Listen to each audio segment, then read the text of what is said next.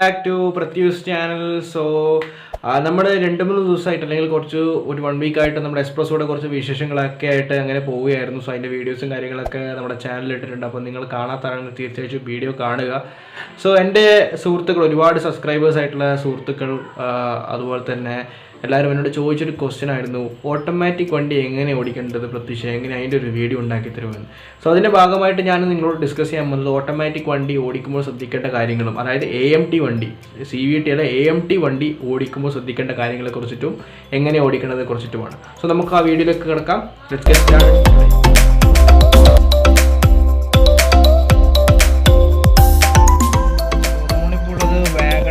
പറയുന്ന വണ്ടിയിലാണ്, വാഗണറിൻ്റെ automatic വേരിയൻ്റിലാണുള്ളത്. So ഈ ഓട്ടോമാറ്റിക് വണ്ടി എങ്ങനെ ഓടിക്കേണ്ടത് എന്നുള്ളതിൻ്റെ ഒരു എക്സ്പ്ലനേഷൻ ഞാൻ നിങ്ങൾക്ക് തരാം.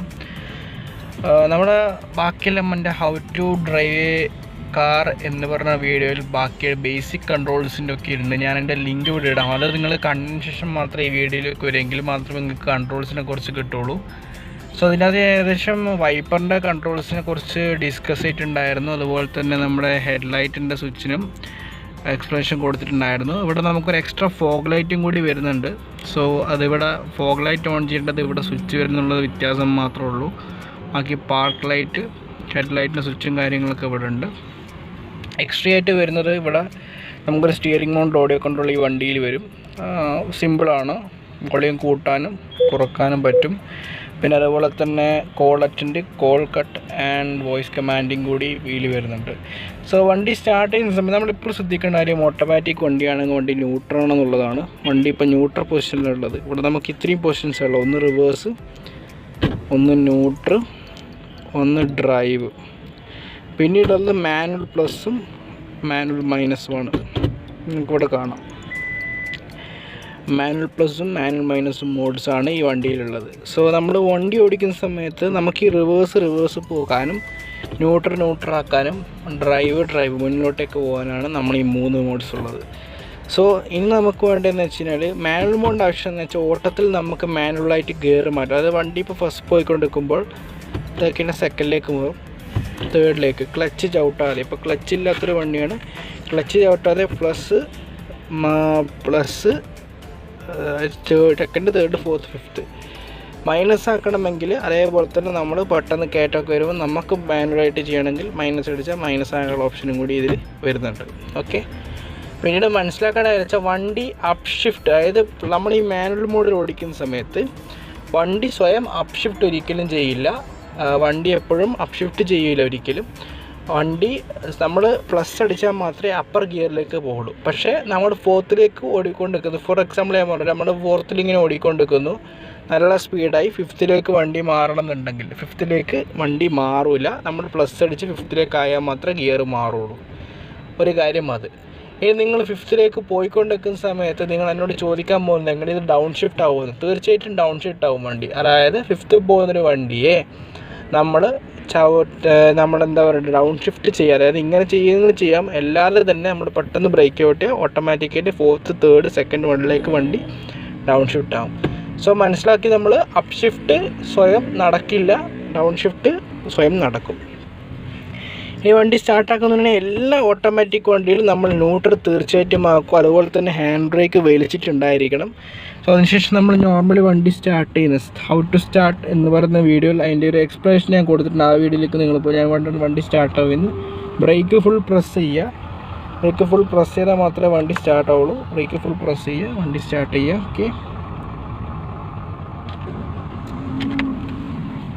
സോ വണ്ടി ഇവിടെ സ്റ്റാർട്ടായി കഴിഞ്ഞു. ഇനി വണ്ടി ഓടിക്കാൻ വേണ്ടിയിട്ട് നമ്മൾ ഹാൻഡ് ബ്രേക്ക് ഫുൾ വലിച്ചിട്ടിട്ടുള്ളത്. ഇനി വണ്ടി ഞാനിപ്പോൾ വണ്ടിയുടെ മുന്നിൽ വേറൊരു വണ്ടിയും കാര്യങ്ങളൊക്കെ ഉണ്ട്. സോ അതുകൊണ്ട് ഞാൻ റിവേഴ്സ് മോഡിലേക്ക് വണ്ടി ഇടുക ചെയ്യുന്നത്. ഓക്കെ, റിവേഴ്സിലിട്ടതിന് ശേഷം ബ്രേക്ക് പൂർണ്ണമായി റിലീസ് ചെയ്യുക. അപ്പോൾ ഹാൻഡ് ബ്രേക്ക് പ്രസ് ചെയ്തിട്ടുണ്ടാകും. ബ്രേക്ക് പൂർണ്ണമായിട്ട് റിലീസ് ചെയ്യുക. അതിനുശേഷം ഫ്രണ്ടിൽ നമ്മളെ വണ്ടി ആക്സിലേറ്റർ കൊടുക്കുമ്പോൾ വണ്ടി ഡിപ്പാവും. വണ്ടിയുടെ ചേഞ്ച് ഉണ്ട്, നിങ്ങൾക്ക് ശ്രദ്ധിച്ചാൽ കാണാൻ പറ്റും. ഒരു ചേഞ്ച് വരും. സോ അവിടെ നിന്ന് നമ്മൾ എന്ത് ചെയ്യാന്ന് വെച്ചാൽ ഹാൻഡ് ബ്രേക്ക് റിലീസ്, ആ ചേഞ്ച് വരുന്ന സമയത്ത് ഹാൻഡ് ബ്രേക്ക് റിലീസ് ചെയ്താൽ വണ്ടി വെല്ലനെ ബാക്കോട്ടേക്ക് പോകും. വണ്ടി ബാക്കിലെന്തും കൊണ്ടോ നമ്മൾ നോക്കണം. ഓക്കെ. സോ വണ്ടിയിലൊന്നുമില്ല. സോ റിവേഴ്സലിട്ടു, ബ്രേക്ക് വലിച്ചു, ഹാൻഡ് ബ്രേക്ക് വലിച്ചിട്ടുള്ളത്. വണ്ടി മെല്ലെ റേസ് കൊടുത്തു. അതിനുശേഷം ഹാൻഡ് ബ്രേക്ക് റിലീസ് ചെയ്താൽ വണ്ടി ബാക്കോട്ടേക്ക് പോകാൻ തുടങ്ങും. ഞാൻ ബ്രേക്ക് പ്രസ് ചെയ്തു, വണ്ടി ബാക്കോട്ട്, ബ്രേക്ക് ഇളക്കുമ്പോൾ തന്നെ വണ്ടി ബാക്കോട്ട് പോകാൻ തുടങ്ങുന്നുണ്ട്. ഇനി മുന്നിലേക്ക് പോകാൻ വേണ്ടി ജസ്റ്റ് ഡ്രൈവിലേക്ക് ഇടുക. അതേപോലെ തന്നെ ഹാൻഡ് ബ്രേക്ക് വലിച്ച് വെക്കുക. വലിച്ചതിന് ശേഷം മാത്രം ബ്രേക്ക് റിലീസ് ചെയ്യുക. ബ്രേക്ക് റിലീസ് ചെയ്യുമ്പോൾ എല്ലാം ആക്സിലേറ്റർ എടുക്കുമ്പോൾ ഫ്രണ്ടിൽ താങ്ങാൻ തുടങ്ങും. അപ്പം നമ്മൾ ബ്രേക്ക് വിട്ടാൽ ജസ്റ്റ് റിലീസ് ചെയ്യാം. നമ്മൾ ഇത്രയേ ഉള്ളൂ. വളരെ സിമ്പിളായിട്ടുള്ള കാര്യമാണ്, വേറെ ഒന്നും ഇതിൻ്റെ ആലോചിക്കാനില്ല.